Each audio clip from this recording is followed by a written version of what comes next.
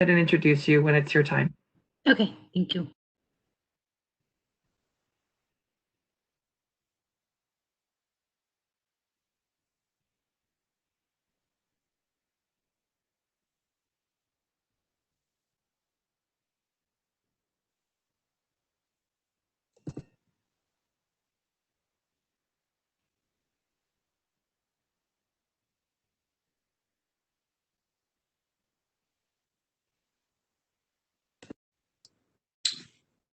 Good evening, everyone. My name is Vincent Mendolia with the Fairfax County Department of Transportation, and I want to welcome you to this meeting to discuss the Transit Strategic Plan, also known as the TSP.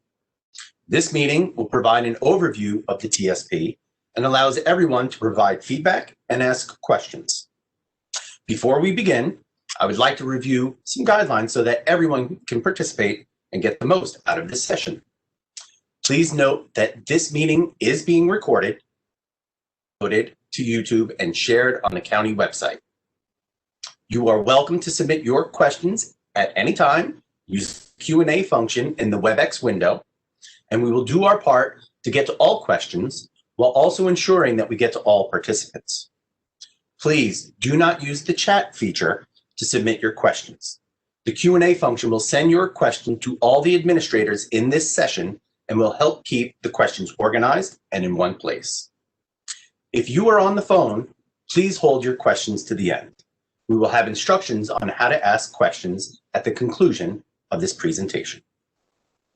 Before we get started, I would like to welcome some speakers who we have joining us tonight for some brief remarks.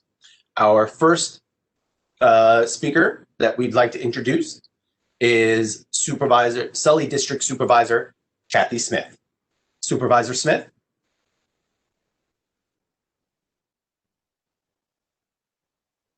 I'm excited to hear the information that we're going to get tonight, and I'm going to keep it at that. Thank you very much.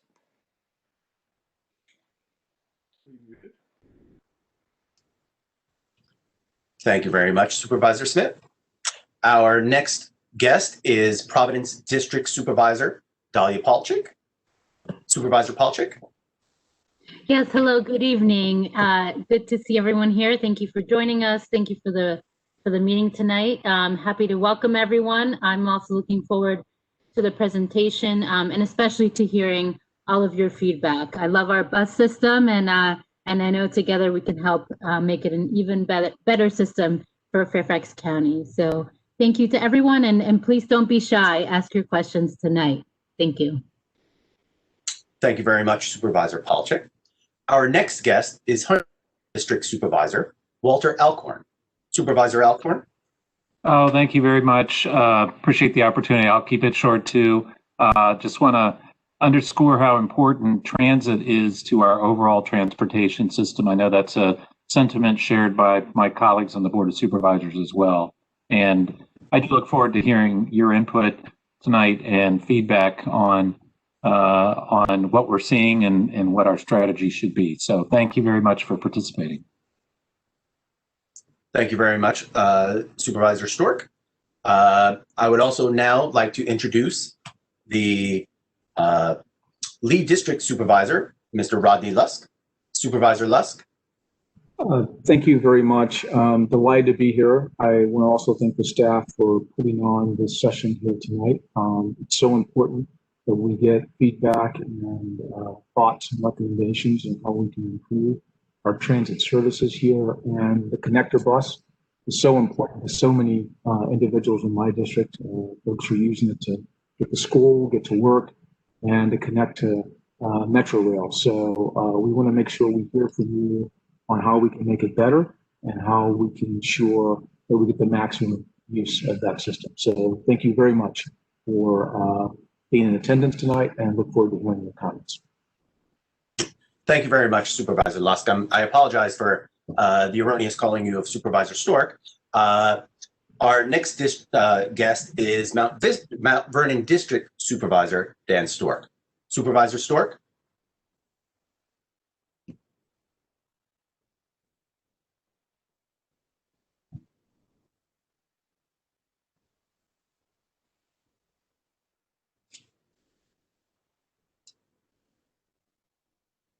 Supervisor Stork is on mute.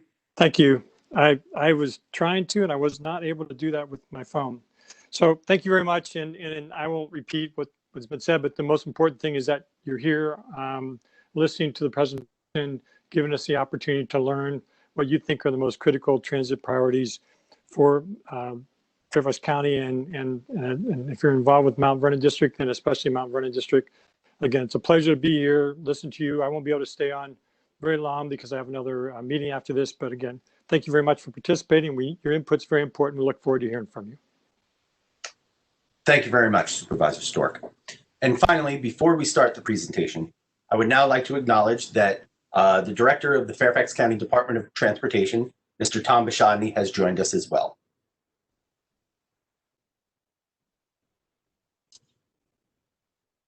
Now, I would like to introduce Michael Felschow from the Fairfax County Department of Transportation Transit Planning Team to begin tonight's presentation. Michael? Thank you, Vincent, and thank you all the supervisors who have shown up today. Thank you, Tom Bashadny, for showing up today. I do have a few team members with me. That is Ajun Kang and Randy White. They'll be supporting me today. I am Michael Felschow with the Fairfax County Department of Transportation in the Transit Services Division. And as been previously mentioned, we're going to be going over and talking about the Transit Strategic Plan, a county-wide document. So what we're going to go over today is why do we need to talk about this? What is the purpose of this? And what are the results of this document and this planning effort? One of the most important things is getting your input. So as you can see from our agenda tonight, we're going to go over the strategic plan, the visions and goals that presently exist in prior plans, some of the planning activities and studies that we've already done to date, and then a timeline of when we expect certain pieces of this planning effort to be completed, and then rounding out with a question and answer session. So the 10-year plan. It's not the first time we've done a transit plan of this type. It used to be called the Transit Development Plan. Recently, the Department of Rail and Public Transportation, which requires agencies like ourselves to do a large plan like this, changed the name of it. The last plan was done in 2016 and was approved by the board then. It was called the Transit Development Plan. And now we're doing a 10-year plan. The previous plan was only a 6-year plan. This is 10 years, and is now they're calling it this Transit Strategic Plan. It is basically a guideline for us over the next planning years, which are 10 years, as I mentioned. What are our needs? Where do we need to make improvements? How do we meet the needs of the community, not just in service, but a number of buses, the types of services that we provide, and of course, the infrastructure that supports the entire system. The two major components that we're gathering information from is the public input, along with what we're calling the service review plans, which we've been doing for the last 10 years as a major key element. These plans are what we are basically budget neutral. They're plus or minus 2% of the resources within the planning area. And the end result of this planning effort is basically a priority list of services and capital improvements over the next 10 years. So a little bit about what's out there today. Many of you on the phone are transit advocates or transit users, so you're familiar with your routes. There are about 95 routes out there across the county right now, a little over 300 buses and 3 garages. We serve all the metro rail stations within the county, serve all the major employment centers, community colleges, and the University of GMU, George Mason University. We have express routes that serve Washington, D.C. and the Pentagon. We have many local routes, feeders, and circulators. Feeders are routes a little like those that are in the western portion of the county that go through the neighborhoods, get on I-66 and go over to Vienna and connect people to the metro rail system. Circulators are smaller routes that loop around in neighborhoods and bring people to major employment centers like Tysons, or in the case of Vienna, to a metro rail station. Now, about our three garages, that's where we store our buses, we clean our buses, and maintain our buses and our whole bus fleet. So the elements of, or the pieces of the 10-year transit plan, there are many pieces, but what the first thing that we have to do is we have to identify where there are growth or changes in land use and employment, and where the shopping centers are going to be over the next 10 years. So we have to identify that first, identify what you, the riding public or the community on a whole, would like to see the transit system be within the next 10 years. What types of services are you looking for? Are there new services that need to be done in areas that we do not presently serve, or areas that need more service? Do we need more express routes, more local routes, more new types of services like limited express stop services? So not only do we need to understand where maybe there's a gap in service, but we also need to understand where, in terms of the days of the week or the hours of the week or even the weekends, where the need is. Do we need new garages for our bus fleet? Do we need new transit centers? So these are all the elements, as you see on the screen, that go into developing this plan. And one of the other elements that you see here is review of the route performance. So how are the routes performing? Do you have routes that are not performing very well? How do you go ahead and try to make them better? And if you have routes that are performing very well and maybe are a little congested, a little crowded, maybe you need to provide more service to that route. We have to do this all within an estimated amount of funding or budget or amount of money that we think we're going to have each year for the over the 10-year period of time. As I've mentioned several of these elements already, these are the 10 or 5 chapters that we have in the plan. The first chapter is the overview, sort of what I just mentioned before about what we presently have out there, the number of routes, where we serve, the levels of service. The strategic vision is, in fact, where do we think the system should go? What type of service and what should the system look like in 10 years? It's our overall vision. And then we're going to go through and have another chapter that looks at each route, evaluates its performance, does an analysis on it. And the third chapter comes back and says, these are the types of improvements that that we would like to do over the next 10 years. And what modifications we're going to have. The implementation plan and financial plan, which are the last 2 chapters of the document, are in fact very much linked together, because the implementation plan is based on how much we forecast in resources that we're going to have over the next 10 years. So as we take that priority list that you're going to have a chance to get comment on once we develop it, we're going to have to spread that those changes over the planning horizon. And each one of those years are going to have a set number of improvements or new services.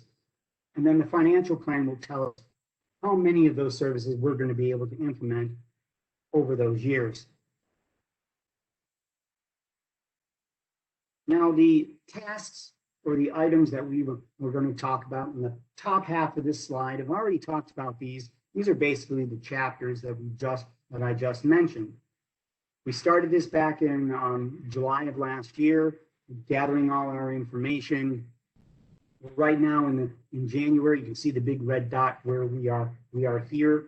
That's our first public meeting. But this isn't the first real true sets of public meetings. We had a lot of those, what we call the service review plans. And each one of those service review plans had their own public meeting, set of public meetings, usually 2 to 3 rounds of public meetings. We got a lot of input, and we'll go over that in a little bit. So we did get a significant amount of information that we're using as part of our evaluation of the system and part of our improvements and modifications. But those were just short-term 1 to 3 year plans. But what we're talking about here is what happens after that. And we need input from you on where we want to go. And that's where it's the most important piece, is getting you to give us information today, or going online and doing a survey And we've already gotten 1,900 people who have gone on to the survey and have given us their feedback already. And based on all that information, we're going to make the implementation plan and the financial plan. We hope to bring this in front of the board, hopefully to get it approved by the end of this year. Now, there is another public meeting out in September timeframe. That's where we're going to bring that priority list back to you so that you can get input to it and we can make adjustments to that priority list. So the goals and objectives and the strategies that we now need to talk about. The strategic vision, we already have a strategic vision based on our last round of our document, the Transit Development Plan, which was approved in 2016.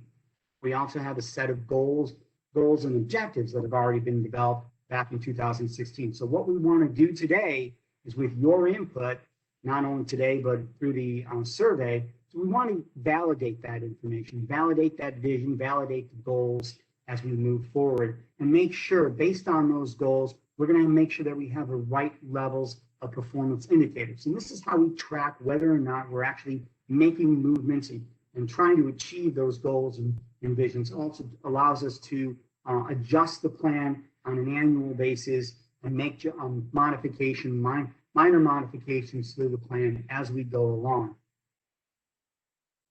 So the vision, and this comes right out of the Fairfax County Comprehensive Plan. So I'm going to read it for you. To provide equitable, safe, reliable, clean, and effective public transportation service that complements the other elements of the multimodal transportation system in Fairfax County. Now, that's a pretty big goal and pretty big vision, but typically visions are rather large base with a lot of,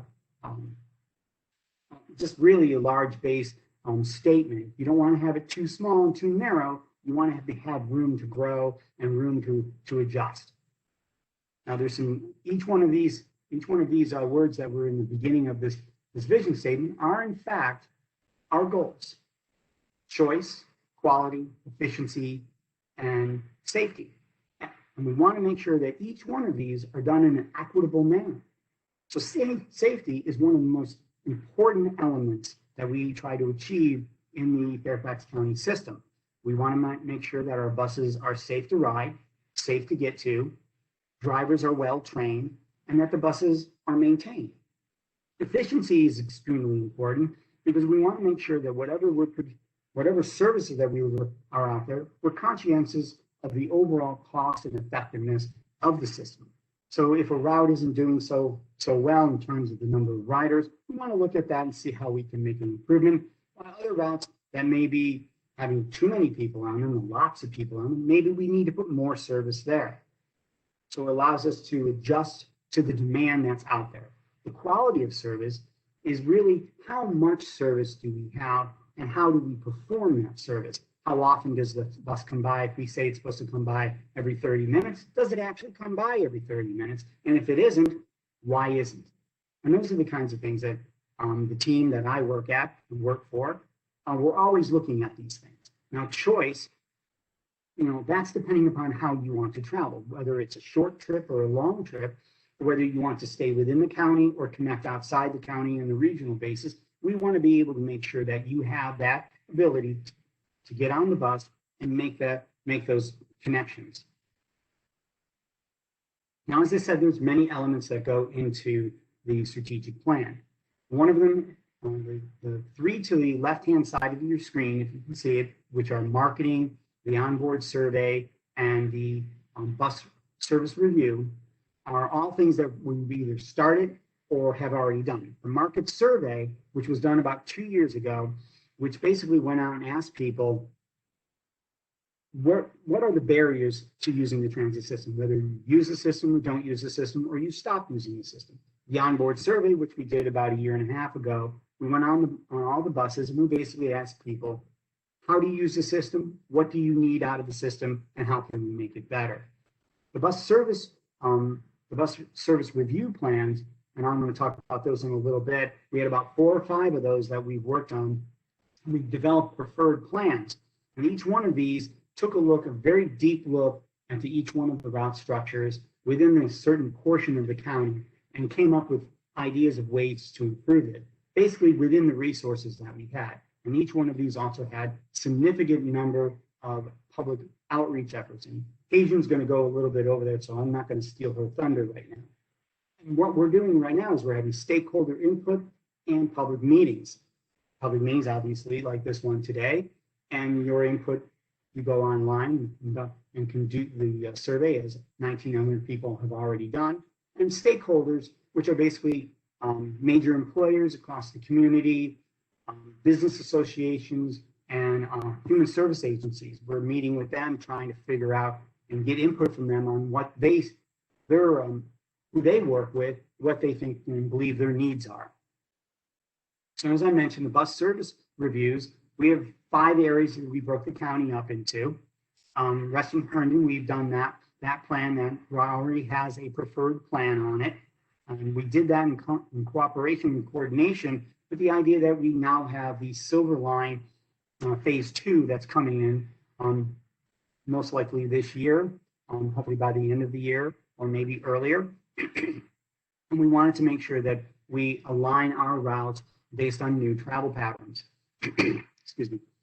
Franconia-Springfield is another plan that we conducted, and we produced a preferred plan recently.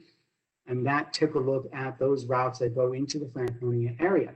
Then we have what we labeled here on the map as Vienna, but it's really more than just Vienna. It is the entire western portion of the county, Chantilly and Centreville, all the way over to Tysons. And we're combining both the Tysons and the Chantilly, Centreville, Vienna into a single study that we're doing right now. And I'll mention that in a moment. And of course, we're also working with Huntington, which we started as part of this planning effort.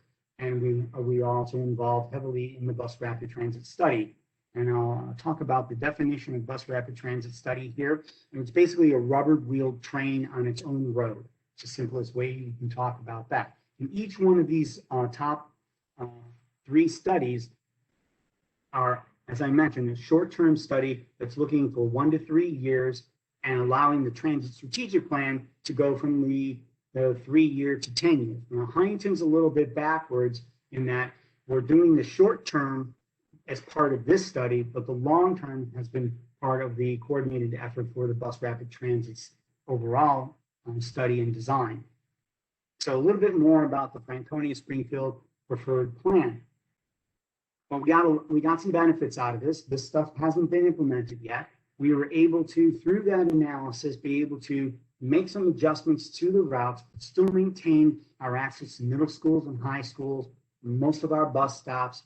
We shortened travel times, connections up to George Mason University, and maintained our access to major employment centers within that study area.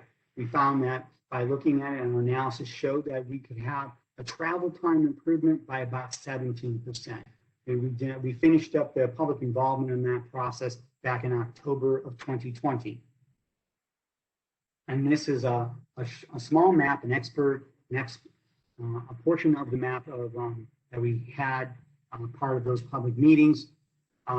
If you're familiar with this portion of the community, you'll notice that most of the route structures are pretty much the same. We added new routes in, 2 new routes, one that goes from Old King Mill Road from Franconia up to GMU. That's Route 313. That was actually in the prior transit development plan, so we were able to insert that. We also added an express route service, a limited express route service between Franconia and Tysons along Backlick and Gallows that goes on top of Route 401, 402. On the 400X, we'll only have about 10 to 12 stops. So at those combined frequency, or how often the bus comes by at those 10 to 12 stops between those 3 routes, would be about every 10 minutes.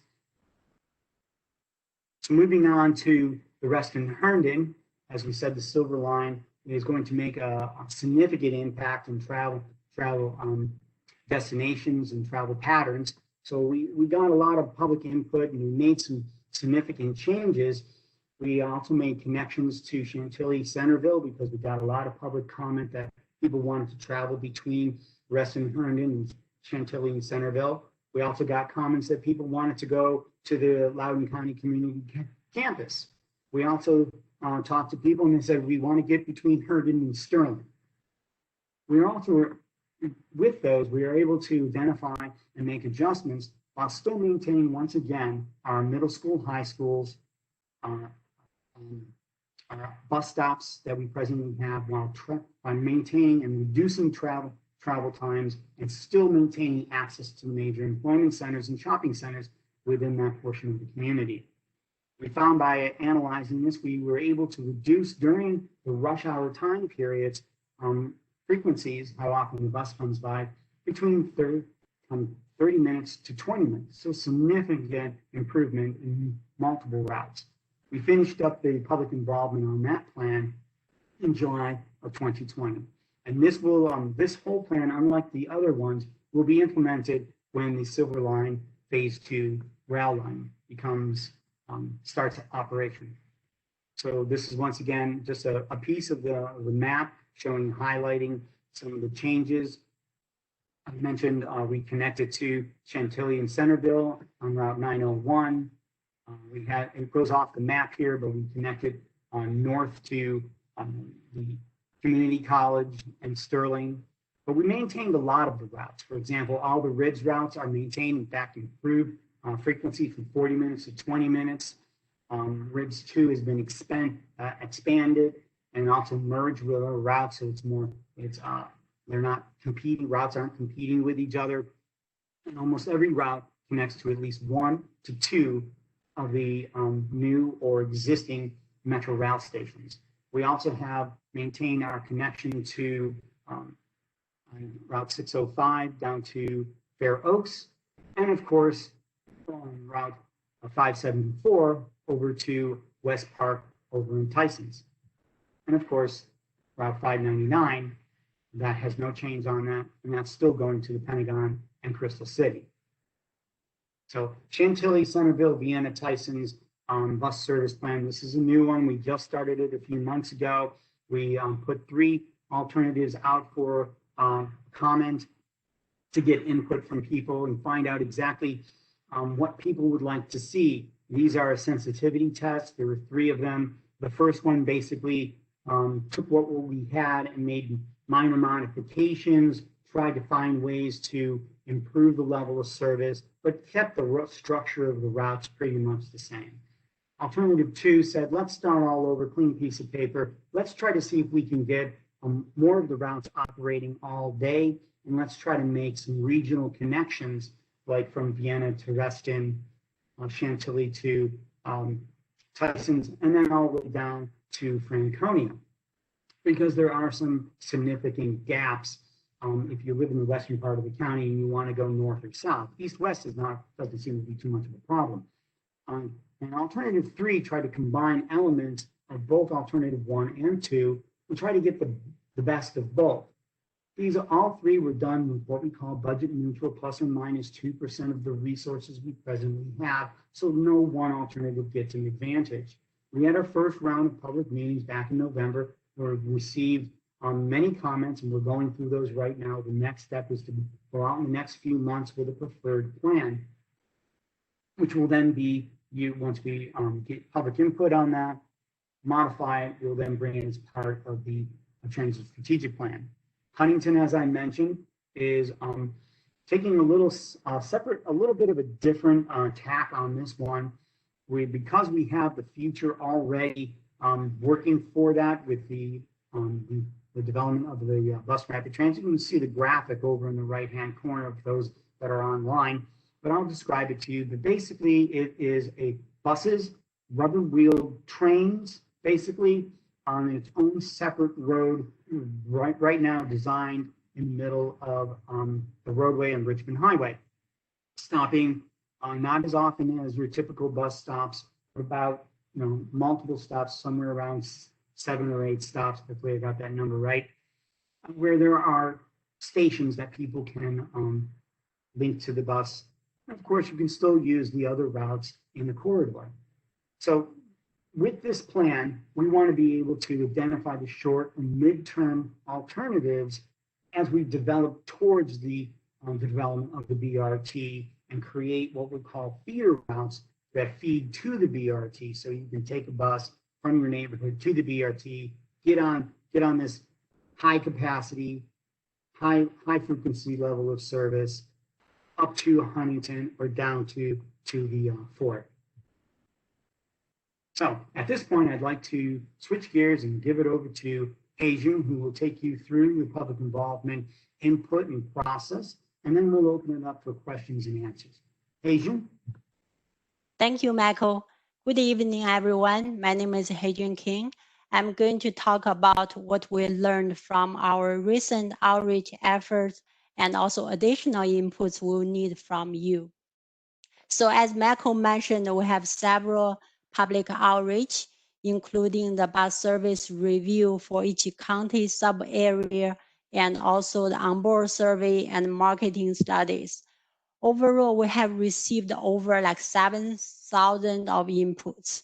So based on what we heard, here are the top 5 needs from people. People need to travel fast. The bus is available when needed. Bus can take you to places where you need to go, getting there on time, and also taking bus can fit to your lifestyle. So based on the inputs, there are 4 key improvement areas we need to focus on. We need to provide better bus connections to other travel options like the biking, driving, or walking so that people can switch easily like from one option to another. We need to increase the bus speed and also provide more services, which means the bus can operate longer hours of the day and more days of the week. So whenever you need them, they are available. We also need to increase the bus frequency. That means the bus can come to your bus stop more often so that in case you miss one bus, you don't have to wait for very long for the next one to come. To help us make a plan that will work for the next 10 years, we'll need your input. Like no matter you're a current rider, a past rider, or even if you have never ridden our buses before. So your input is very important. So we have set up an online survey that you can fill out. And from the survey, we want to know what your travel pattern will look like and how often do you ride the bus, and also what are the places you travel most. And if you don't ride bus, what are the reasons? And also we would like to know some opportunities for improvement for the future and what's more important to you and your community. How do you rank those needs in terms of the importance? And also like what kind of bus service do you prefer? So we hope through the survey with your inputs, we can more closely match our bus services to your needs. The survey also has some optional demographic questions, so that will help us know our customers a little bit more. The online survey has some preference questions in particular, which are asking about like what kind of service do you like better? So each question has like 2 options you can choose from. Suppose here is an example. Like suppose you take a bus to your job from home, and do you want to say walk for a few blocks to a major street? There the bus can come every 15 minutes. Or do you prefer like waiting for the bus closer to your home, but the bus comes every 30 minutes? So which option that might work better for you? Or in other words, do you prefer the shorter walk or shorter waits? So we want to know your preference. So another example of the preference question. So suppose you take a bus to a shopping center. You have 2 options.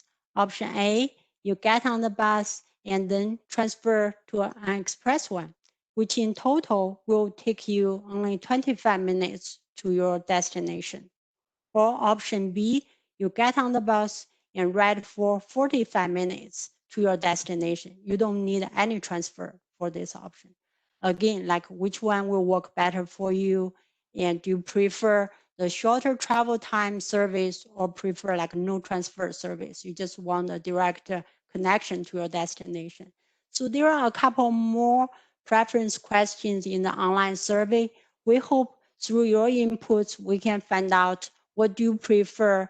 And so that will help us prioritize the improvement areas for the future. So together with your help, we want to make a Fairfax Connector a more appealing travel choice for all of us. So how can you participate? You can provide your comments by February 19. There are 4 ways you can send your comments. You can take an online survey at fairfaxcounty.gov/connector/TSP, or you can email us your comments, fairfaxconnector@fairfaxcounty.gov, or you can call 703-339-7200. The TTY number 703-339-1608, or you can mail your comments to this address, Fairfax County Department of Transportation, Transit Planning, Public Comment, TSP, 4050 Legato Road, Fairfax, VA 22033. So at this point, we're concluding our presentation. Thank you for your attention. Thank you very much, Hejun. We'd now like to open up the meeting for some questions. As a reminder, please use the Q&A function to type your questions for the moderators to read aloud. Again, please do not use the chat feature to submit any of your questions. Any of our attendees tonight joining us by phone, if you would like to ask a question, please push *3 to raise your hand, and we will answer your question once we see it. Once you ask your question, please push *3 again to lower your hand. Our first question this evening: is the county going to wait to use the I-66 median between Vienna and Centreville Metrorail, or is it going to study highway BRT stations at Centreville, Stringfellow Road, and Fair Oaks? Vincent, I think I can take that question. So the VDOT is in the process of improving I-66 right now, and as part of that improvement, they are going to be constructing two express lanes in each direction from Haymarket at Route 15 in Prince William County all the way to the Beltway. That will allow PRTC in Prince William County and the Fairfax Connector to operate express bus service in the corridor, and there will be some of the toll revenue that will actually be used to support that service. In specific answer to your question, you're correct. The median of I-66 is being preserved through at least Centreville to allow for future Metro Rail extension. So we will have express bus in the corridor, but it will be using the express lanes that are under construction right now. They are due to open by the end of 2022.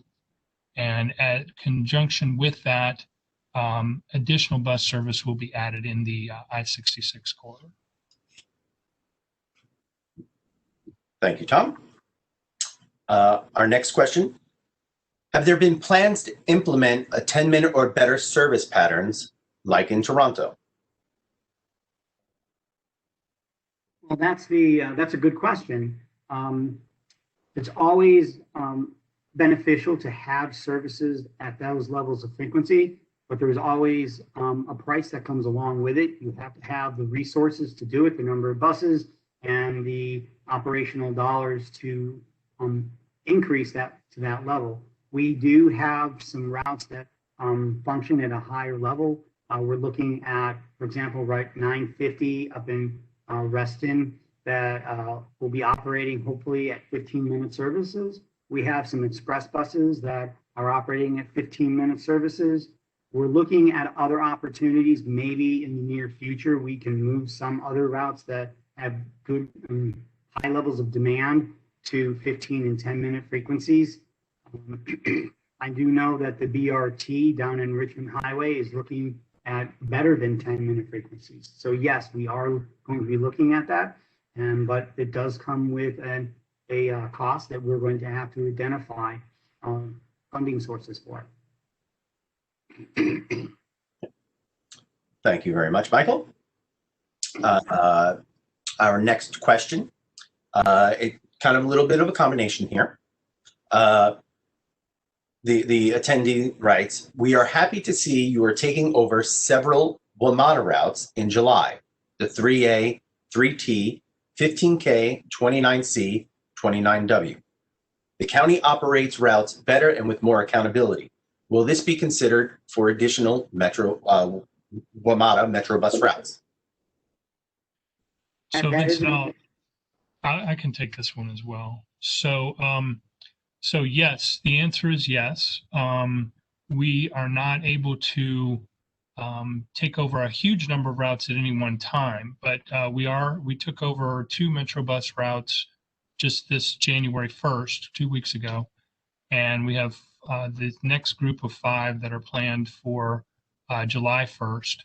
But we do have to get additional buses, and we also have to look at garage capacity. So over time, I think we will be looking at taking over additional Metro bus service, and it will be more of a gradual increase in connector service. And part of it is, you know, the county is paying for both. So whether it's Metro bus or whether it's connector, the county pays for it. So it does make more sense in the long term to operate more service with the connector. And any new service in the county will be Fairfax Connector service. Thank you very much, Tom. We do have a couple of questions on the phones this evening. We'd like to go to call-in user number 3. Ryan, can you please unmute them?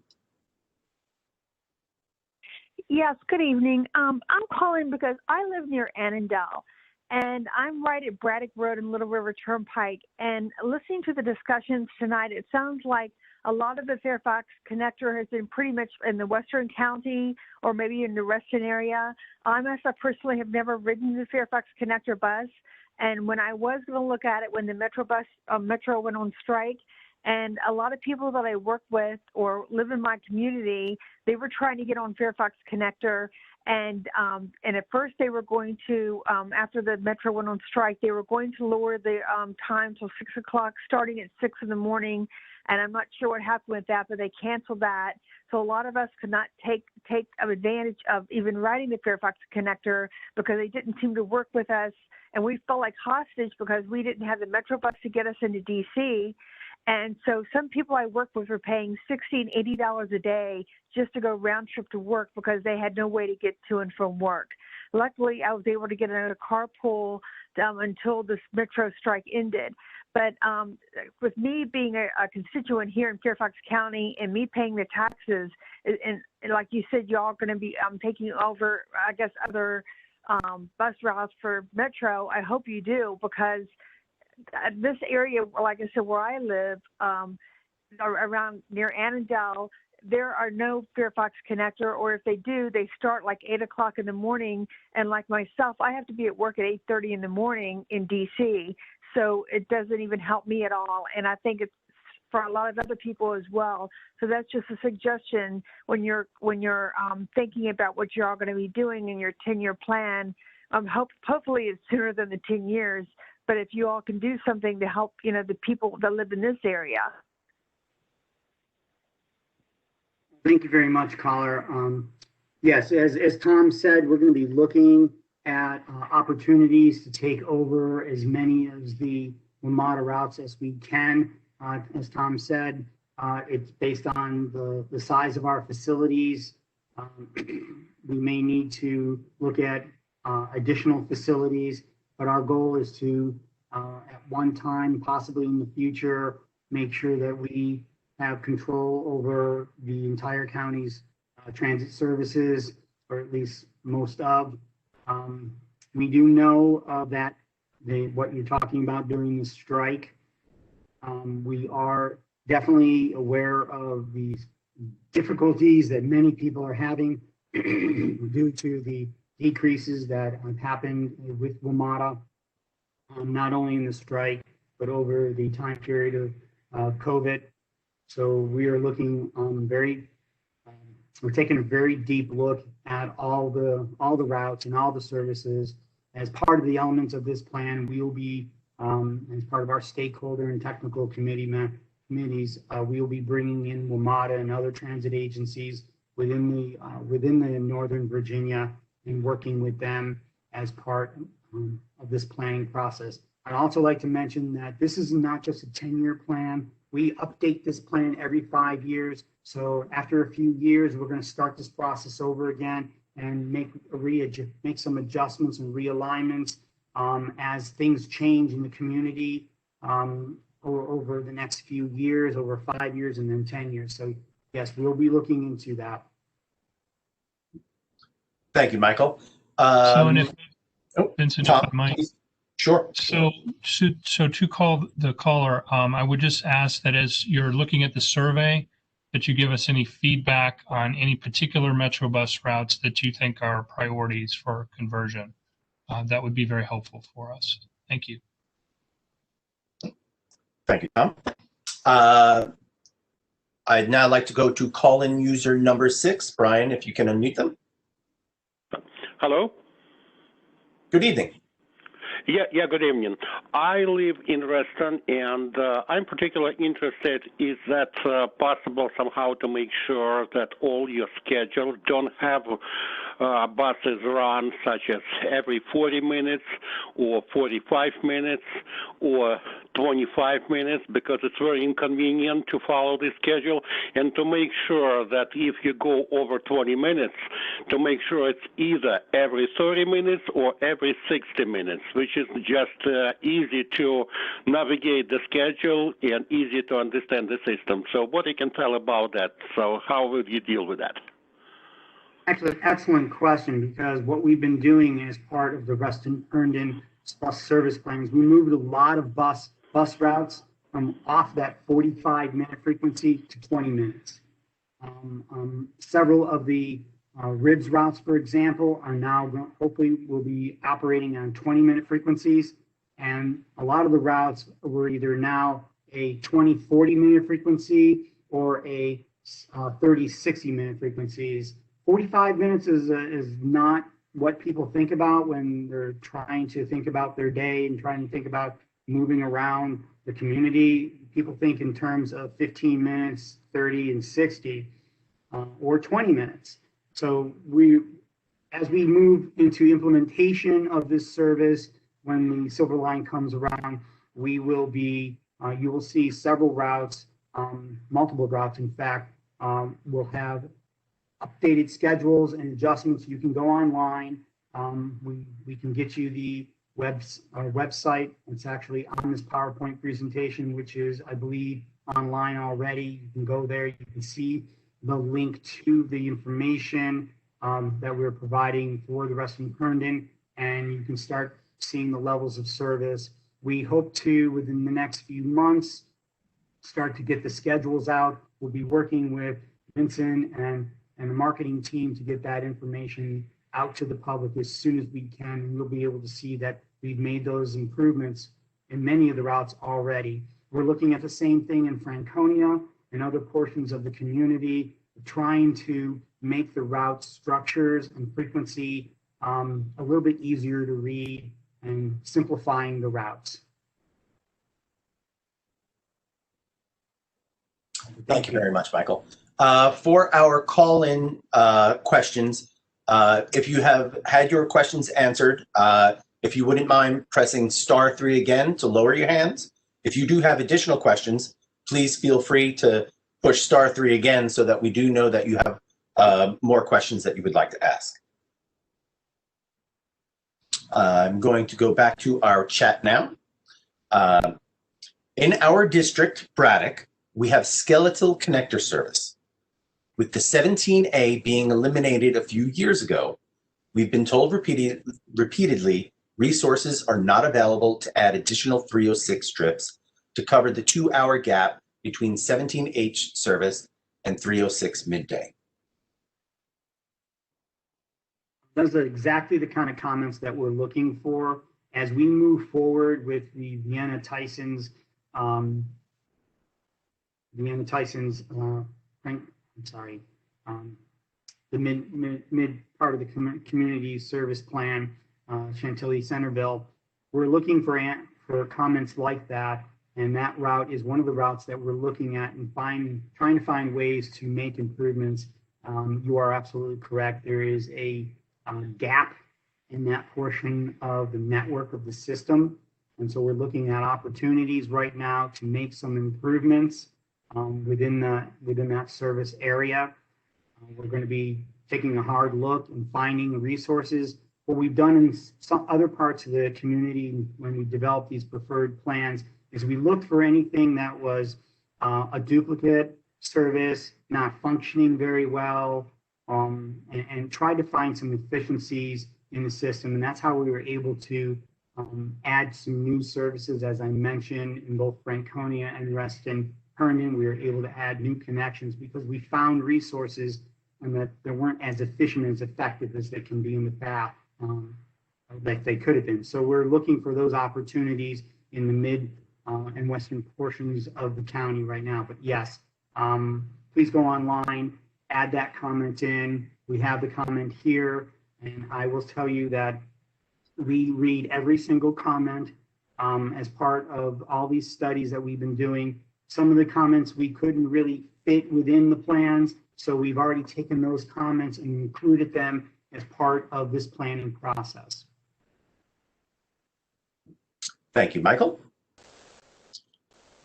Question: what are the possibilities for expanding bus service to very low density areas like the resource conservation zones around places like Clifton? Resource conservation zones around places like Clifton? Excellent question. We actually have been doing an internal study of the feasibility of what we're calling alternative transit studies or services, and taking a look at low density areas throughout the county, because we do have several that are out there, and trying to identify ways that we can improve services or even introduce services, and maybe through some flex routes and creative partnerships. And we've developed a template to try to figure out a template that allows us to go ahead and look for a pilot program that may allow us to implement some innovative transit services in those low density areas, linking people to the what we call the fixed route service that we presently have, like all the routes that we presently have. So we've already developed a concept and a process to do that. Now we're just going to be, our next step in the next year or so is to hopefully maybe even get a grant and start a pilot program. We've identified several areas throughout the county to possibly do a pilot program. And if it is successful, we might be able to expand it throughout many of the areas that are low density, because there are many people who, for whatever reason, they don't have a car or they only have one car. We want to be able to give them the same opportunity that people who are in higher density areas have with the transit services. As part of that study, we did a peer community analysis all the way around the country, and lessons learned from other agencies that have done something similar. So we've got a lot of really good information, and we hope to in the future move forward with some of these alternative innovative transit services. Thank you, Michael. Our next question actually falls along the lines of those alternative transit services. Can Fairfax County consider collaborating with companies such as Waymo to provide autonomous transit service less than 30 miles per hour? Actually, we did partner with Dominion Energy and VDOT, along with the Department of Public Transportation, Rail and Public Transportation, to get an autonomous vehicle. It's a pilot program. It's out there right now. It goes from Dunloring to Mosaic. It is a lower vehicle. But it is a pilot program to vet the technology of obviously an autonomous vehicle. It's a full electric. So we're going to be looking at seeing how that works out. Hopefully it is as successful as it has been in other communities. We've actually rode, before we even got it on the street, we rode other ones. But those other ones were, other pilot programs were in closed environments, on private roads or private property. This one is moving across state highways on public roads. So it is it is something new, something challenging, but we have high hopes. And if it is successful, we'd like to look for other opportunities to do it elsewhere in the county. Thank you, Michael. Our next is really more of a comment. One of our attendees writes, our 495 route is proposed to lose early morning, midday, and early afternoon service, which limits availability of service. Should smaller vehicles or microtransit or some sort be considered for this replacement service? Our supervisor promised more, not less service. Okay, well, I think that's even though we don't have to answer that question, but those are the exact kind of questions that we're looking for, not only for the preferred plans that we developed, but also for this study. So as we had a lot of the similar questions last night for other routes, the same comment I used last night, we're going to take that back. We're going to take a look at that, because even though we have preferred plans, for example, Franconia, none of that is really set in stone yet. So there's some modifications that still can be done. So we're going to go ahead and take that comment and see what we can do with it. And maybe there's some adjustments that can be made. And Vincent, this is Tom. I just would say that there is no immediate service change to the 495. So the caller should continue to expect the service that they're seeing out there right now. So potentially there might be changes in the future, but at the moment there is no immediate change planned for that route. Okay. We have a hand up. Caller number 6. Do you have an additional question? Brian, if you can reach out to them.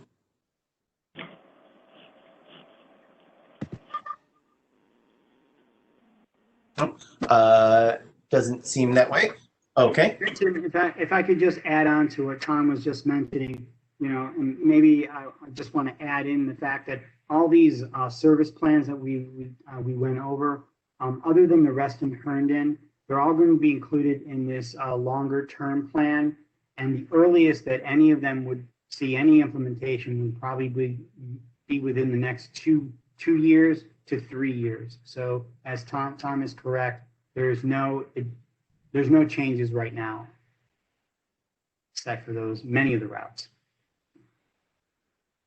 Okay. We have a question here. Will the county have a speed bus service, such as through signal prioritization and providing dedicated bus lanes?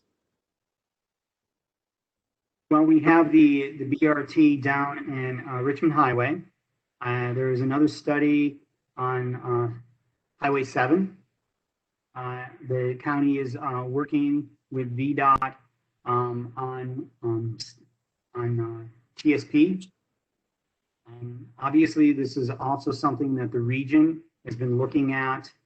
There was a very large study that was done region-wide that identified that TSP, which is traffic priority signalization for buses, that we need to do something with ever-growing traffic. It slows the buses down. You end up with decreasing reliability. So we're going to be looking at that and looking at possibilities over the next few years of being able to do that. It's an infrastructure that allows us to reduce our costs, possibly. We don't have to add more buses to keep the same frequency going. But at the same time, we can keep the level of service that people are wanting there. So we're going to be working on that, hopefully, as the years go on. One of the things I will say is that, that comment, along with all the other comments, will be included in the plan. And as we start developing recommendations, that kind of recommendation, that kind of statement, that kind of question is where we need to assess and start developing a list of priorities that will turn into projects as we move forward. Thank you, Michael. I do want to just remind all of our call-in users that if you want to ask a question, please push *3 to raise your hand and we will get to your question as soon as we can. Our next question, are there possibilities of creating a trolley bus system in Fairfax County as a way to decarbonize the bus network? That is an interesting question. I do know that we are doing an electric bus pilot program. We actually are submitting, the grant actually went out, I believe, was it Monday? So we're looking at the possibility of decarbonizing, as they said, through a pilot program, trying to get electric vehicles, battery operated. There is an infrastructure that has to be purchased that can recharge the vehicles. Anyone who owns an electric car knows that. Then the pilot program will allow us to identify the limitations of the batteries, limitations of the buses. So we're looking at multiple routes across the county to do a pilot program on it. If it works out, there is something in the future that we can look for environmentally friendly vehicles. Thank you, Michael. Scroll through here. We've got quite a few. Sorry, give me a moment. We do have a comment regarding previous TSP. I believe it was the 315 route in the last TSP that is yet to be implemented and would greatly benefit the county. Yes, that 315 is in the existing plan, the 2016 plan. It's still there, and that's your comment will allow us to look at the possibility of moving that route into the next version. So once again, I think Tom said this earlier. First, I want to thank you everyone for your questions too. At this point, we're not done yet. But if you want to go online and fill out your survey, make sure that you can get these kinds of comments onto the survey. We're taking all this information down and we're going to use it as we vet these concepts, vet these ideas, and see how we can make improvements to the system. But those are all excellent comments. I said last night to many comments, if we were in a public meeting right now, there would be a flip chart and we would be writing this stuff down. Unfortunately, you don't get to see the flip chart. It's a virtual flip chart. But yes, just so everyone knows, these comments are being taken down. Staff is listening, and that's our job right now, is to just listen to what you're saying and seeing what we can do with it. Okay. One of the questions, by cutting our service in the Braddock district makes it budget neutral for CCVT. Is this equitable service in the county? How and why? Can you read that question again, please? By cutting our service in the Braddock district makes it budget neutral for CCVT? And that was a question. Is this equitable service in the county? How and why? So Michael, let me take this one. So right now there is some Metro bus service that is not operating because of the pandemic. This is mostly service that is serviced specifically to the Pentagon, although not exclusively. We are eager, as are, I'm sure, our riders, Metro bus riders as well, are eager to restore that service. And so the cuts that people are experiencing right now because of the pandemic are just that, because of the pandemic. We do anticipate that as we come out of the pandemic, that Metro bus service will be restored. So when we're talking about reallocating resources, we're not talking about reallocating resources because some routes aren't currently operating. We're talking about reallocating resources. For example, there may be portions of routes that aren't very productive. Maybe there's no people boarding at those stops. There may be other ways that we can reroute buses to get them to move more quickly, but we're not considering the fact that some Metro bus service is not operating as a way to then use that money to implement other service. We do anticipate that that service will return. Thank you, Tom. Next question. Is this process being integrated with future land use updates? BRE stations are opportunities to increase density and to support affordable housing. The simplest answer to that question is yes. One of the things that I mentioned earlier is that we need, as part of this planning process, we need to take a look at the development that's going on in the community, the land use that's happening, along with origin and destination patterns. So we will be taking a look at that. That's part of our process to understand where people need to get to and from where, as we look to opportunities to make new adjustments and adjustments to our system. But yes. Okay. We do have some of what we have remaining here is less questions, but more comments. One of it, the comments is, timing of service becomes less important as technology is implemented for announcements and mapping. Just a comment? That was a comment. There was no real question on it, but I do know that we have been working. We do have Bus Tracker and the ITS system, so I don't know if you want to discuss those and how we utilize those with our fleet. Let's go into that a little bit. A lot of people, they see the Bus Tracker, they don't really know how it all happens. All our buses have what we call intelligent transportation systems on them. I call them smart buses. They know where they are on planet Earth. They know the schedule. They know where they're supposed to be. They count every person getting off and on the buses. They know how fast they're going, and they understand. So we'll get all this data so that we can actually figure out where people are getting on and off the bus, not only en route, but also throughout the entire day. So we can actually see how people are moving through the system, around the system. We also can track down when a bus is late, or a bus missed a bus stop, or a bus went off route when it wasn't supposed to go off route. So we have a lot of information that we can get, millions of data points that we get every day, and it's part of what we call the Clever system. That's a brand name. So we are able to use that information to gather the utilization of every single bus route within the system any day of the week. And that is where a lot of our data comes from, that allows us to say, well, this route seems to be doing well, this other route's not doing so well, so maybe we need to make adjustments. Why is it not doing well? And one of the things that we do is we talk to our drivers, and they tell us, I'm really having a hard time getting from point A to point B. How can you help me out? We did this last year, and we actually made an adjustment on Route 950 because the bus driver said, I'm having a tough time getting from point A to point B on a Saturday.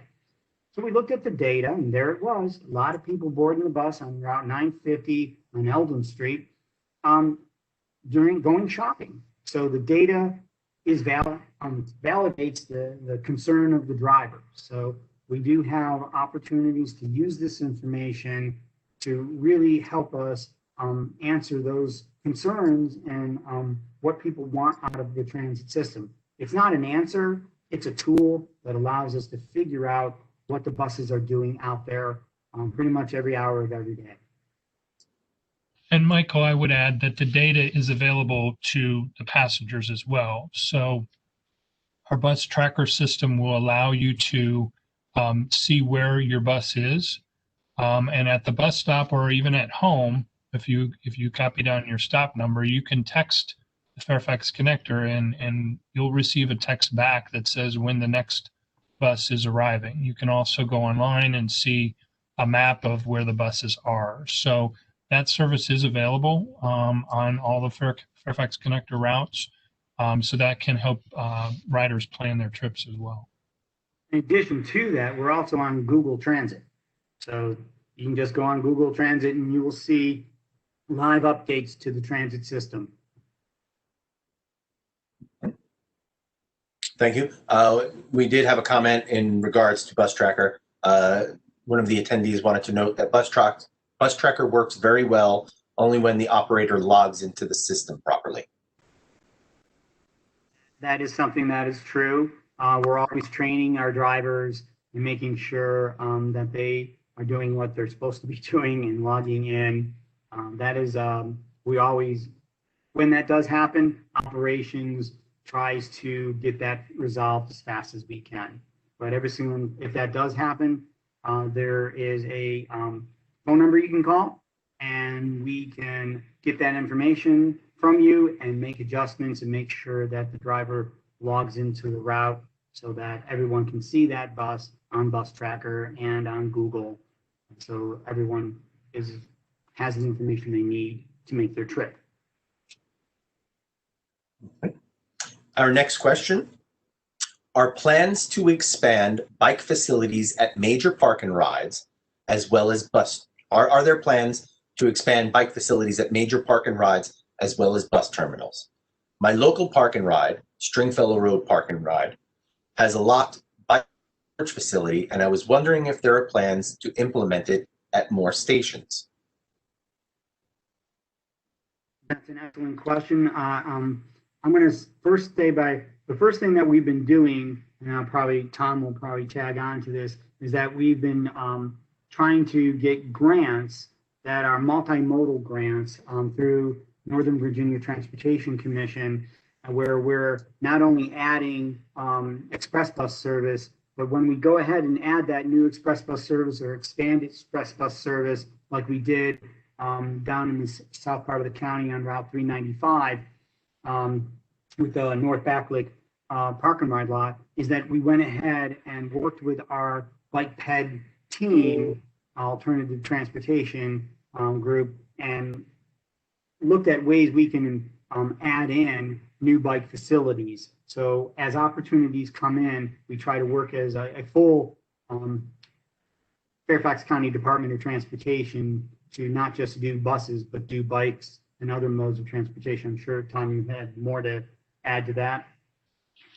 So we do have 2 new bike rooms coming. There's one that will be at the Herndon Metro Rail Station and the Innovation Metro Rail Station as part of Silver Line Phase 2. Both those stations will have the secure bike rooms, but they will also have outdoor racks, or they're actually covered, but they're outdoor racks for bikes. So yes, we do anticipate expanding bike facilities, but as part of your survey, if there's a particular area where you think bike rooms or bike facilities are needed, please include that on your survey. Thank you, Tom.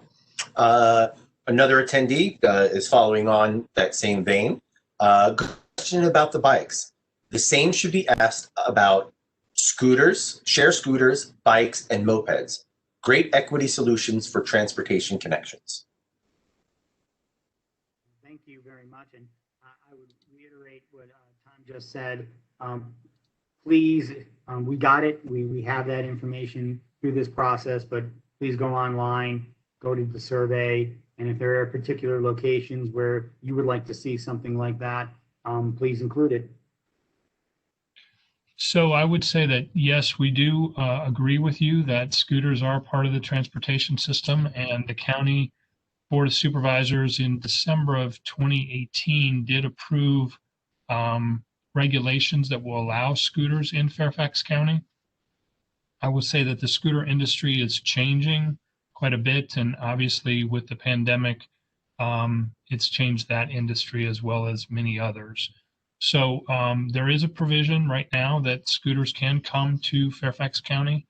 So far, we have not had any companies actually apply to provide scooters in Fairfax, but we do anticipate that there will be multiple companies in the future that will find that attractive and join the transportation system here in Fairfax.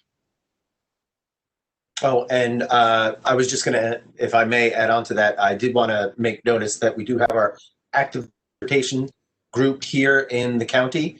They work on bike and ped projects, and we do have quite a few capital bike share stations throughout the county. So if you do have recommendations on where you think they could go, we're always happy to hear, as an agency, your thoughts on where we could better improve that system. Let me continue.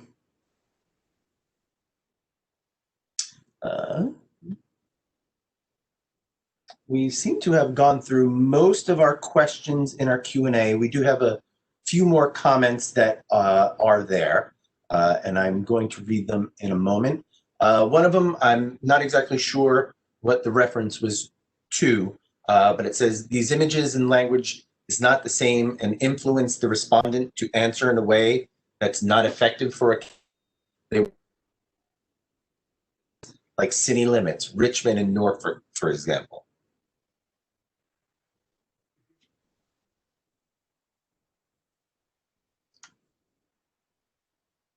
Sorry, can you read that one more time?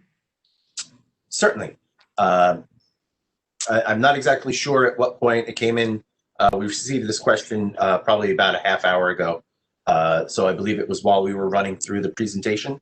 But it says, this images and language is not the same and influence the respondent to answer in a way that is not effective for a county.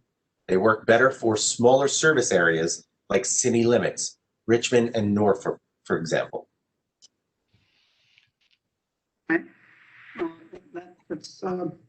What we try to do is, for the PowerPoint presentation, we're trying to make sure that we're open to all members of our community.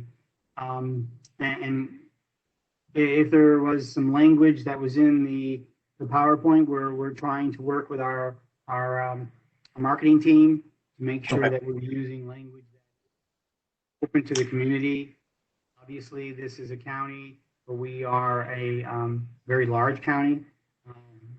So, Michael, I don't mean to interrupt. Just for clarity, our attendee has responded, and they said that comment that I just read was in reference to the two images regarding high ridership or high service concepts. Oh, let me go back here. Was it one of these? Is that what they're talking about? I believe it is those two. Yes, they have responded.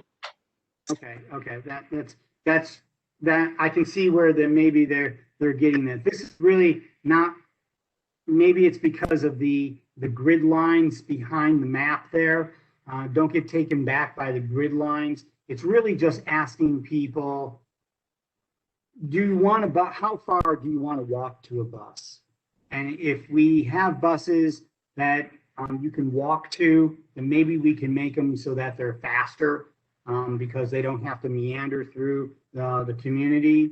But if you don't mind buses that have many stops and many deviations off the main road, and that way the bus route gets closer to your house or your destination, but there we might have basically it would take longer for the bus to get from point A to point B, so we don't have as highest frequency, so you end up with 30-minute frequency.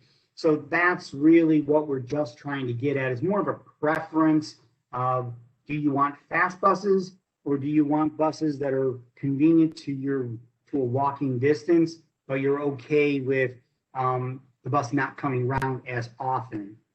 And the other one, which was this one, as Hejun was talking about, do you prefer to transfer between two bus routes if in fact that transfer allowed you to get there faster? Or do you prefer a one-seat ride where you get on the bus, and while it may take a little while to get there because it's going to different neighborhoods, but you don't have to worry about transferring? So those are the questions we'd like to try to understand, those preferences that we'd like to try to understand what people are leaning more towards. And what Hadrian also said earlier on, and I'll just move over here. So we got input through those other studies that we did that people want to travel faster. Well, the only way to travel faster is to make the bus go in a straight line, as straight as we can get it in Northern Virginia. That allows us to make, if the bus is going faster back and forth between its beginning and its end, then we can turn that bus around and bring it back the other way, and we can have better frequencies. That's the way we can do that. But if we go down the highway and then go to different subdivisions, that slows down the bus. And that's where, while it might get closer to you, it might end up actually taking longer. So that's what we want to hear from you is, how do you want the bus system to function for you? And that's where we're trying to get to the answer. Hopefully that helps clarify some of the language. So we do have a clarification from our attendee. Their concern is that in many parts of the county, there is a lack of sidewalks. So they're concerned about how we would implement high ridership in a suburban setting. That is an excellent question. And what we do is, when we start making route adjustments, one of the first things that we do is we look at how far people are going to walk to the bus stop, and can they actually get to the bus stop? It's one of our biggest concerns, because obviously if you can't get to the bus stop and we move the route, that's going to decrease ridership. And that's not our goal. Our goal is to increase ridership. So one of our goals.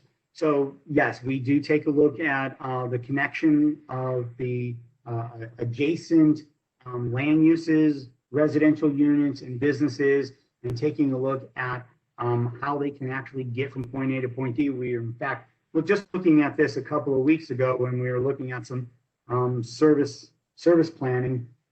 We actually had staff go out there and drive around and say, okay, well, are there sidewalks?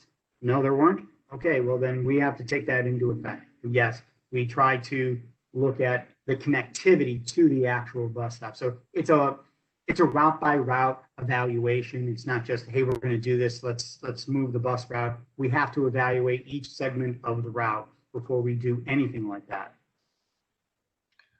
So, and Vincent, this is Tom. So the county does have an ongoing program to upgrade bus stops with things like pads and shelters and benches, as well as trying to fill in missing links in our sidewalk network. Much of the county developed in the 60s, 70s, maybe even early 80s without sidewalks on both sides of the street, with very poor bus stops. And so we do have an ongoing program to try and address that. And each year we're making progress. There's a lot more progress to be made, but that is an ongoing concern of ours. If people do have locations that they think there's a missing sidewalk link, or there's a bus stop that should be upgraded, please send us that information as well. Thank you, Tom. Brian, it looks like caller 6 has put their hand up again on the phones. Can we check to see if they have a question? Hi, this is Sergey from Reston again. Will it be a separate discussion for the planned route change after the Silver Line extension, or everything should be discussed now? Because I have certain comments about specific routes, and if not, what's the plans to make sure that there is a good connection between Herndon and Reston, because there is a big hub in Herndon-Monroe Station and in Reston Town Center transit station and the future metro station, and there is a Target store in between. So when looking at the map, I didn't see any good proposition to make sure that you can get a good connection between these two, because, for example, there are several ways to achieve that, such as, for example, to add trips to Herndon-Monroe for routes 1 and 3, or maybe for to extend 574 to Herndon-Monroe, or maybe some others. So this is the question number one, and as I mentioned earlier, will be a separate discussion about the proposed changes for Reston and Herndon. Thank you. Okay, thank you very much, caller. As you may or may not know, we've done a lot of work. We've had several public involvement processes over the last 2 years in developing the service plan that I just put on the screen, which you're a caller, so you're probably not seeing it. But there are several routes that do connect Herndon-Monroe, soon to be the Herndon Metro Rail Station, to the Reston Town Transit Center and the Reston Town Center Metro Rail. Right off the bat, we do have a route 951 that connects those two directly together. We have several other routes, 950 that connects Herndon up to Eldon. And then over to the Reston Town Center Transit Center. So there are several routes that actually connect those 2 points together. We can talk with you or respond directly to you about particular trips and bus alignments, but that plan has been well underway, but we are open to adjustments as we move through actual implementation. Once we go to implementation sometime this year, we're going to be checking the routes, evaluating the routes, and seeing if we need to make adjustments to the routes as we see productivity and possibly even when congestion gets back on the road. So we've done a lot of work. We had a lot of public meetings.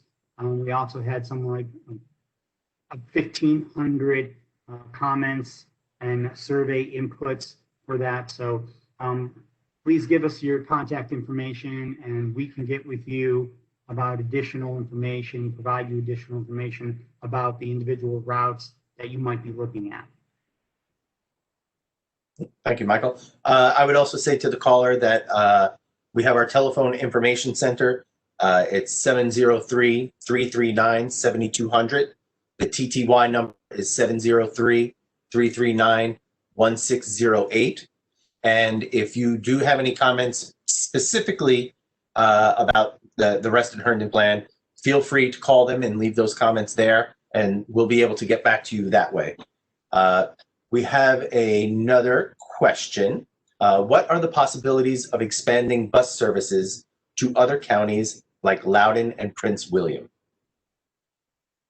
So those are always connections, and that's one of the questions you will see in the survey. If you do go on the survey, is there's a question of whether or not you prefer more connection within the county or more connection outside the county, connecting routes outside the county.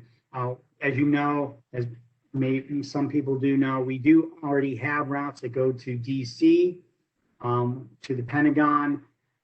We don't have routes that typically right now go to Loudoun or Prince William. Right now, those agencies actually travel through our county at this point in time, and some of them go up to Wheelie before they go on further into the DC area. But the Reston Herndon plan identified 2 locations that we could expand our service to, connecting to Loudoun County, to the Sterling Plaza, and up to the Loudoun County Community College. So we do have some plans to make those connections. We're also continuously communicating with our other local jurisdiction agencies like PRTC and Prince William County, DASH, and ART in Arlington. So at this point in time, going eastward, we have a lot of Metrobus routes, and we have a lot of the Metro Rail system. So we try to connect to those services that are more regional sense before we try to do it ourselves. But going westward, we've identified 2 opportunities, and if there are others that you're particularly interested in, please let us know, and we can see how we can coordinate with those services. There's another study going on right now, I-495 Legion Bridge, where there's DRPT and along with VDOT and Maryland are looking at future express bus services from Maryland over the bridge to Tysons and possibly even Reston and Dulles. So right now that study is going on. So we're looking at and partnering with as many agencies as we can to look at opportunities as we move forward. And we'll be doing that in this plan also. Okay. We had a comment regarding frequencies. In a county, it is more difficult to coordinate transfers than in a city. How do we not show how a transfer may add 10 minutes, so the only real time difference in the example is 10 minutes?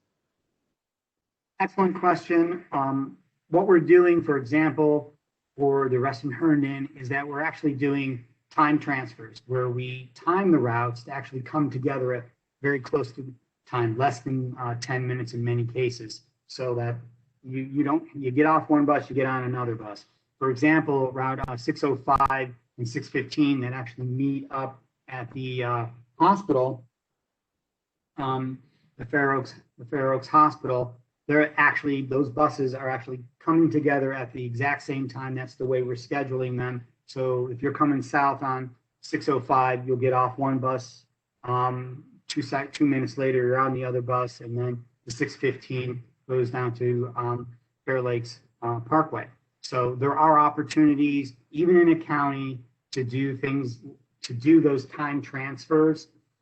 It is difficult to do that over long distances, but many of the portions of our county that we're looking at doing that have more dense routes where it's a little bit more difficult in some of the less dense portions of our community, but we are looking at that in terms of areas like Tysons and Reston and Herndon, where we have a more dense network of routes. So we are looking at that, and we're hoping to be able to do that in the future. Next question.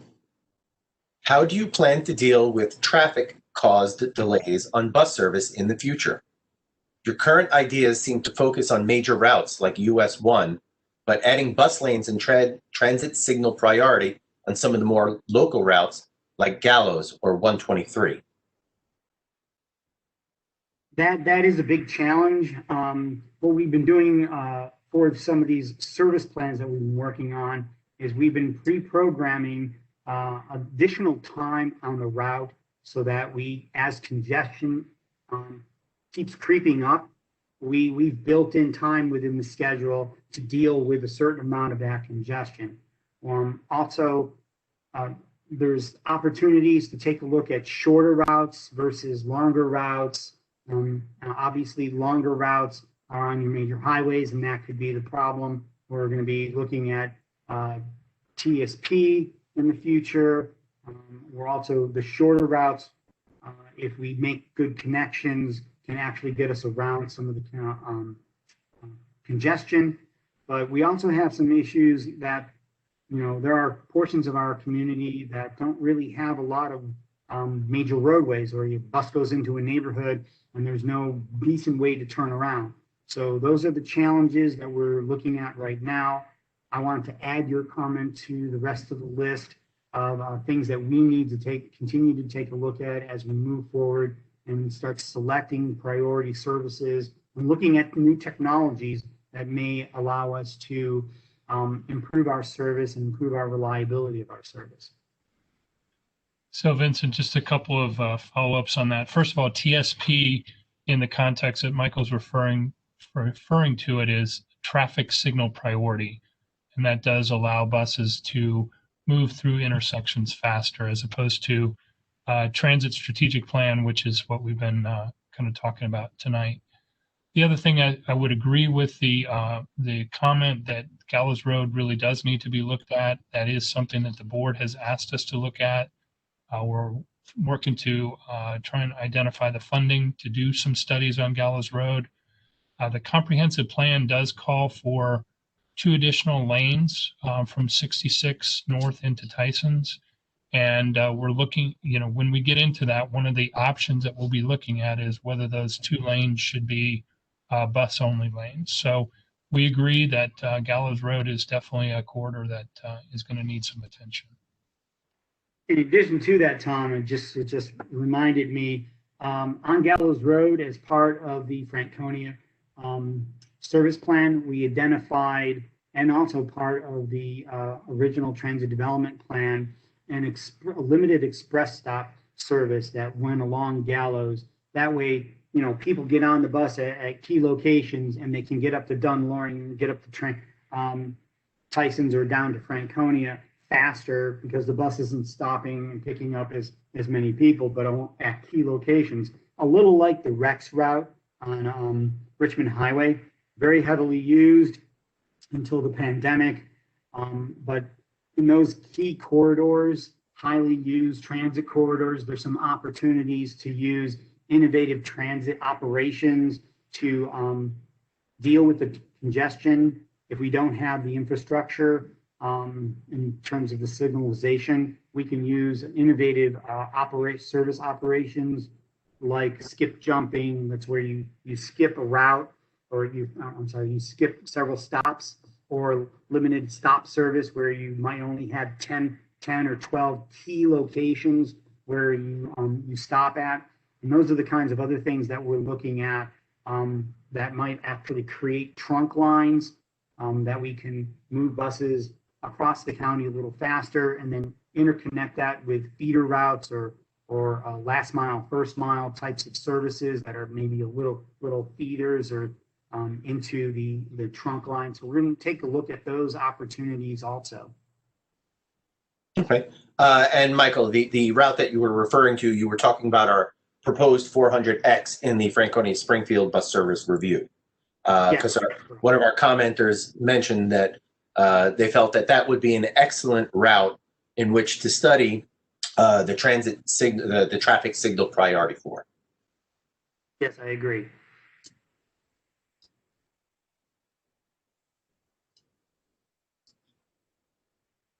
So once again, I just want to remind everybody, a lot of great questions. I really appreciate everyone with all the great questions about how do we move forward, where do we want to go, the types of services, the types of technology, how do we deal with these issues as we move forward. Once again, if you have the opportunity to go online and take our survey, there's a lot more information in there than a lot more information that we can get from you on that survey, and we like to use that. 1,900 people have already gone on there and completed it. So any opportunity that you can take to finish and complete that survey gives us more information so that we can make a plan that meets the needs of the community as we move forward. And remember, I just wanted one more thing, Vincent. Sorry. Remember, this is your system. It's all of our systems, but I like to just to say that it's your system. So we want to make sure that it works for you. Okay.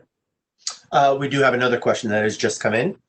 Is there an opportunity to add a route that runs from Springfield to Springfield, but takes a slightly more western routing than the 401 and 402 and goes by the Nova campus?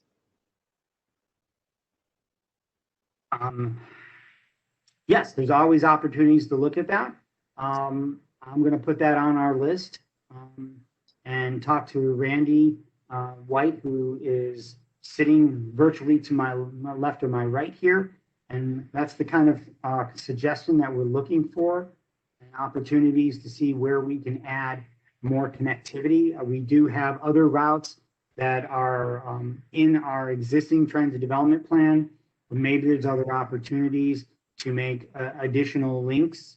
We do have some gaps in our system just around that area. We have a lot of WMATA routes that travel east-west, but not a lot of routes going north-south in that general vicinity. So let's make that something, we can put that on the list of things to evaluate. Okay, thank you.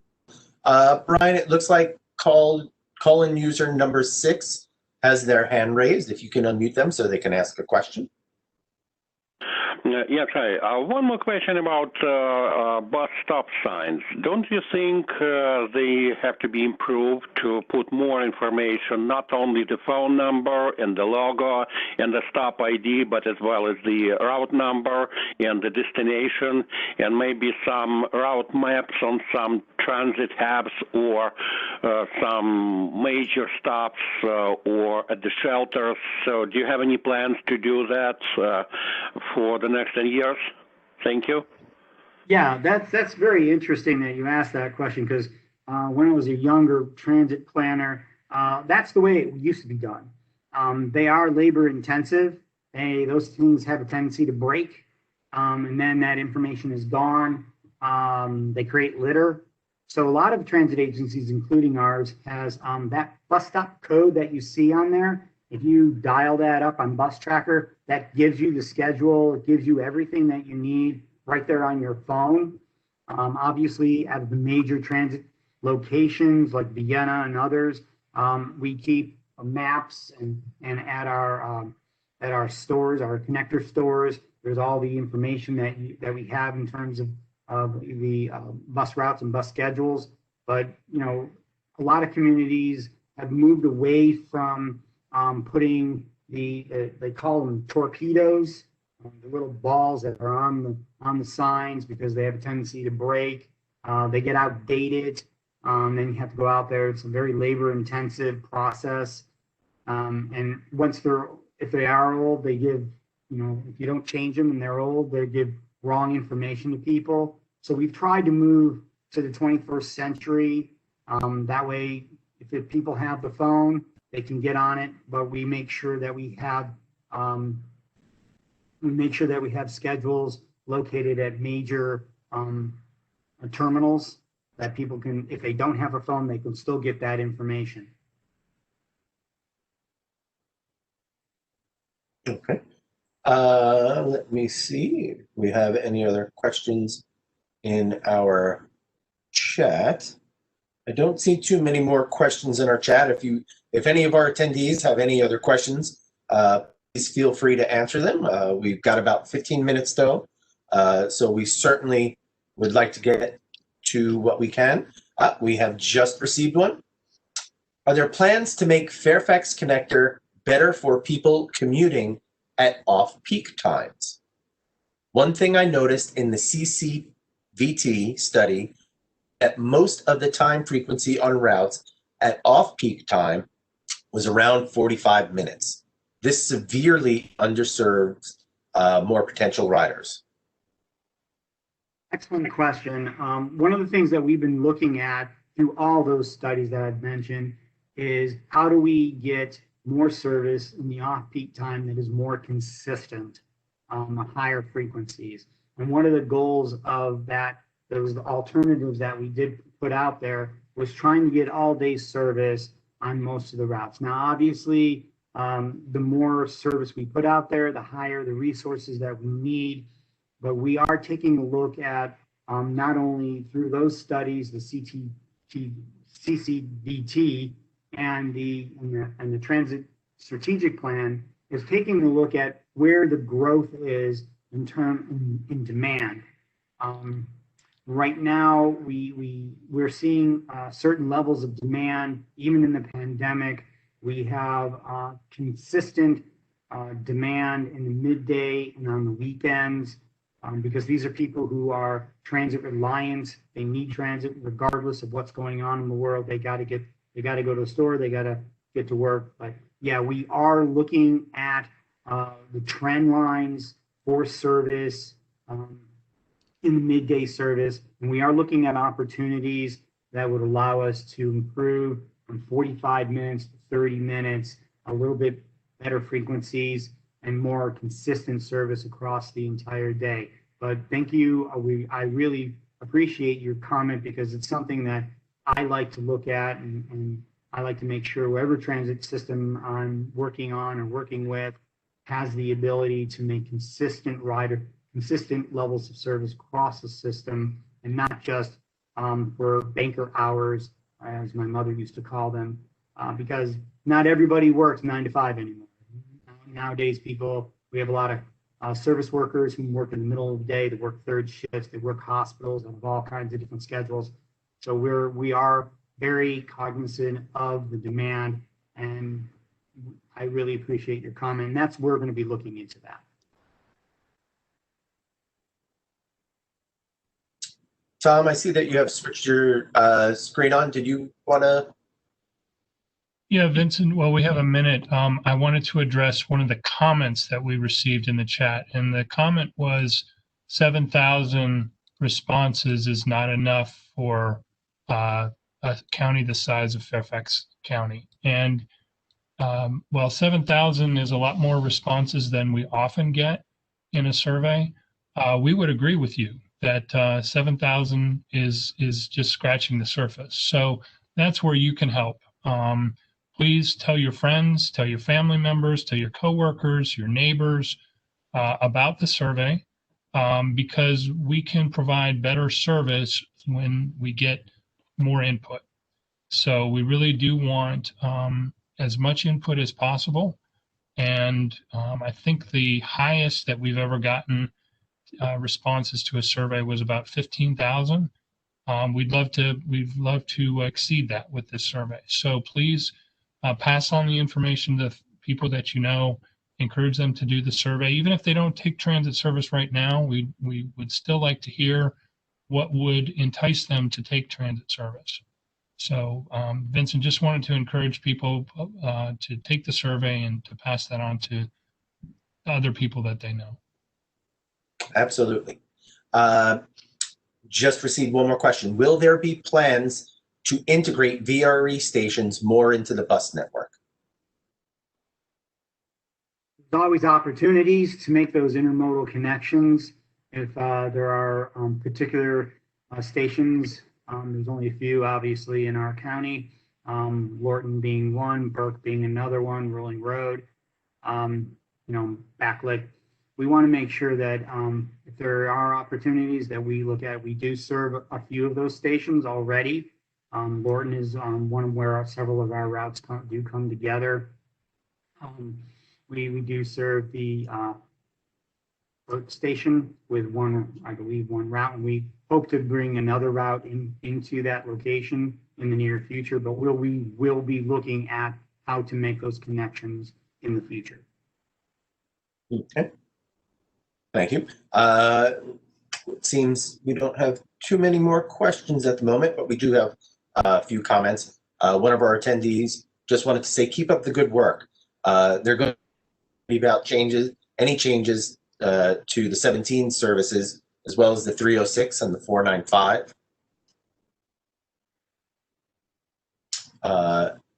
We have a few other questions or comments. One of our attendees wanted to note that they had staff come out and ride the bus with them at 5:30 in the morning to see a route and the stop concerns they had, and they greatly appreciate it.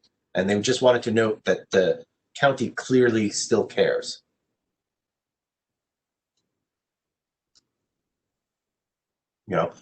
Another comment, thank you for running the public meetings.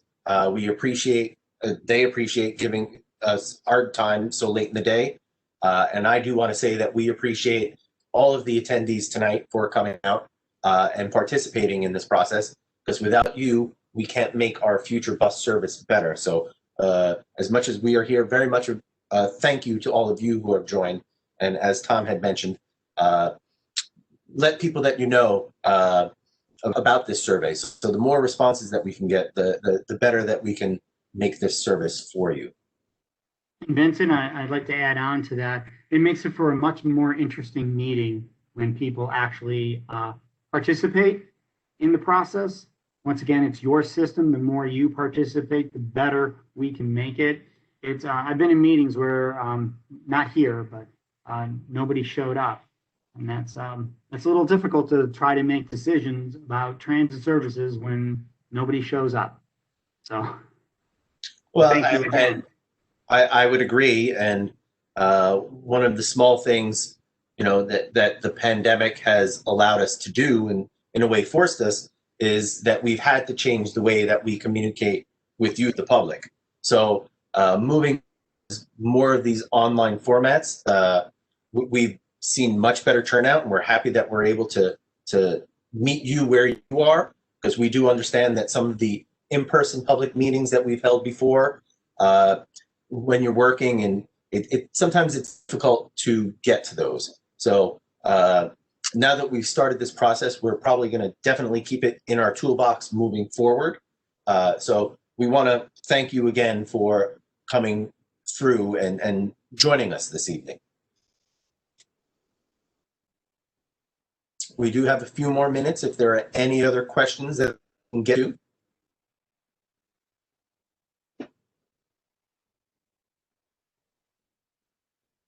Okay. I don't see anything else come through. But for our supervisors, does anyone want to make any final comments before we wrap up? Supervisor Palchik, would you like to speak? Sure. If I may, Vincent, I want to double and triple the thanks to you, to Michael, to Tom and your team for hosting this, to everyone who participated tonight. And put in a plug, I took the survey this morning, actually in Spanish. I really appreciate that you and the team have put that together.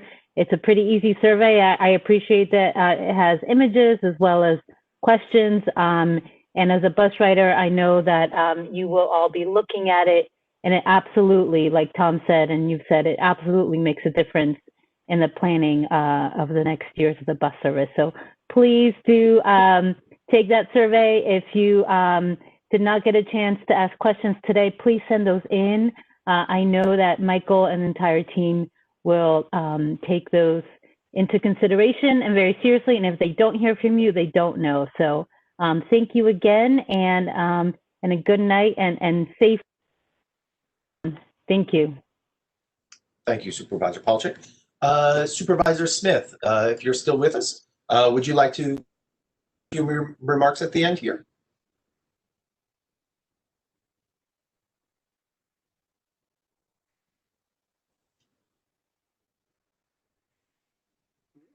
She seems to be muted. So Brian, can you unmute Supervisor Smith? You can't, you have to drag it out more and more. No, I agree. I mean, I think all that was good. All right, I'm going to call Brian and see what. Supervisor Smith? Supervisor Smith, you're unmuted. No. Right. Okay. Okay. Well, we are getting close to the end of our meeting, but we do, as Supervisor Palchik had mentioned, we do want your feedback. We want to remind you that a recording of this meeting will be available on our TSP, our Transit Strategic Plan webpage at fairfaxconnector.com in the next day or two. Any questions that we did not get to, although we managed to get through our list this evening, we would respond to you directly and would be posted on that study webpage. If there are any questions that you did not think of this evening but do want to ask, please feel free to go and submit them via our online survey, or you can also email us at fairfaxconnector@fairfaxcounty.gov. You can call us at 703-339-7200. The TTY number is 703-339-1608. Or you can mail it to the mailing address that's on the screen. It's Fairfax County Department of Transportation, care of Transit Planning, Public Comment, TSP 2021, 4050 Legato Road, Suite 400, Fairfax, Virginia, 22033. We have just about come to the end of our meeting. I don't know if our planning staff or Tom has anything else that they'd like to end with before we conclude our meeting. I just want to thank everybody for the opportunity to present to you and to gather your input. Once again, reiterating what Tom and supervisors have already mentioned, and Vincent, please go online, provide us your input. The more input that we get, the better the system we can make, and we can work together to achieve our goal, our mutual goals. Thank you all. Thank you. Thank you very much to everybody. Please travel safely, and please encourage everybody to submit their comments. Have a good night. Thank you very much, Tom. And again, thank you to everyone who has joined us this evening. We have come to the conclusion of the meeting. We do thank you for your time tonight. It has been quite informative, and we appreciate all of your questions and your comments. Please stay safe, be well, and we hope to hear from you soon. Have a good night.